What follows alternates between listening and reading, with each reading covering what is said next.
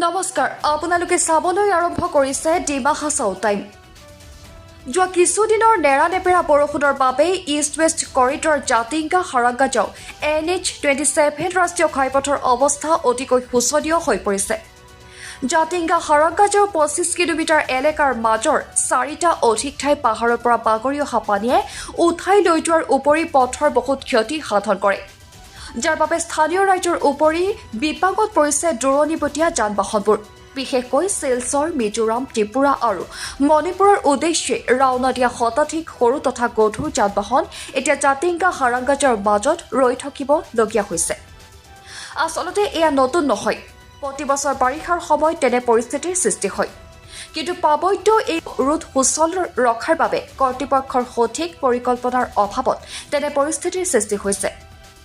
উল্লেখনীয় যে জাতিংগা হাৰাংগাজাও মাথো 25 কিলোমিটাৰ পথ যোৱা প্ৰায় 14 বছৰ ধৰি ৰাষ্ট্ৰীয় ঘাইপথ প্ৰাধিকৰণৰ কৰ্তৃপক্ষৰ প্ৰত্যক্ষ তত্বাৱধানত আছে। এই পথৰ নিৰ্মাণ আৰু মেৰামতিৰ নামত কেইবাশ কোটি টকা ব্যয় হৈছে, কিন্তু পথৰ চেহেৰাৰ পৰিৱৰ্তন হোৱা নাই। বৰ্তমানে যোৱা প্ৰায় এবছৰ ধৰি গুজৰাটৰ দীনেশ চন্দ্ৰ আগৰৱালা ইনফ্ৰাকন প্ৰাইভেট লিমিটেড নামৰ এটা ঠিকাদাৰ সন্থাই নিৰ্মাণ কাম কৰি আছে। প্ৰশ্ন হ'ল, এই পথ নিৰ্মাণৰ বাবে আৰু কিমান বছৰ লাগিব সেয়া কোনেও ক'ব নোৱাৰে। শিলচৰ যাম বুলি মানে এইখিনি জেগা পাইছিলোঁ 3টা বজাত পিছবেলা। এই 3টা বজাৰ পৰা এতিয়ালৈকে ফাঁচি আছোঁ ৰাস্তাটোৰ কাৰণে, যাব পৰা নাই আৰু আমি গাড়ী খোৱা একো কৰিব পৰা নাই। চাহ বিস্কুট খাই আৰু কেনেকৈ থাকিব পাৰিব? তাতে হোটেলো নাই, হোটেল এখন আছিলে সেইখনে মানে ভাত তাত নাপায় আৰু চাহে পায় আৰু বিস্কুট পায়।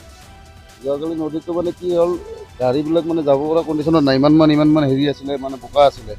তো সেইকাৰণে মানে ৰাতি কামো কৰা নাই, এতিয়া ৰাতিপুৱাৰ পৰাহে কামত লাগিছে। কেইটামান বাজে এইটো আৰু সময়ে ক'ব, তেওঁলোকে ক'ব, আমিতো নাজানিম নাই এই বিষয়ে।